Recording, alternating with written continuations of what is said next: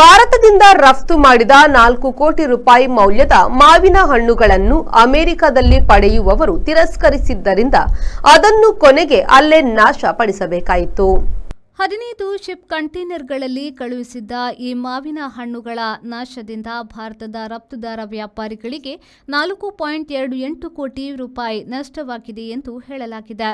ಮುಂಬೈನಿಂದ America ಸಂಯುಕ್ತ ಸಂಸ್ಥಾನದ loss angels, Atlanta ಮತ್ತು San ಫ್ರಾನ್ಸಿಸ್ಕೋಗೆ ಮಾವಿನ ಹಣ್ಣು ಕಳುಹಿಸಲಾಗಿತ್ತು. ಅಲ್ಲಿನ ವ್ಯಾಪಾರಿಗಳು ಸೂಕ್ತ ಗುಣಮಟ್ಟ ಹೊಂದಿಲ್ಲ ಎಂದು ಅವನ್ನ ತಿರಸ್ಕರಿಸಿದ್ದಾರೆ.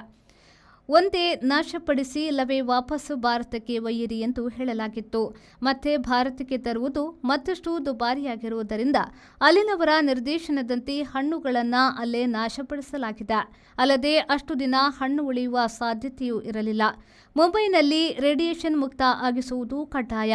ಅದು ಆಗಿಲ್ಲ ಎಂದು ಯುಎಸ್ ವ್ಯವಸಾಯ ಇಲಾಖೆ ಹೇಳಿದೆ.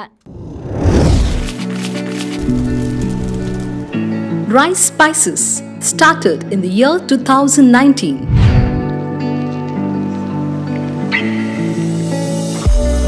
Today we have crossed 45 plus products.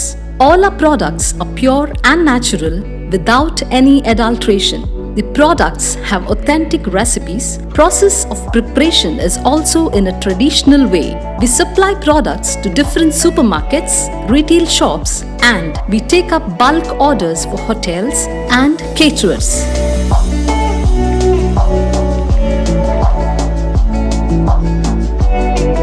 We have an experiential store at Rice Spices, Chilimbi, opposite Reliance Mart, Mangaluru.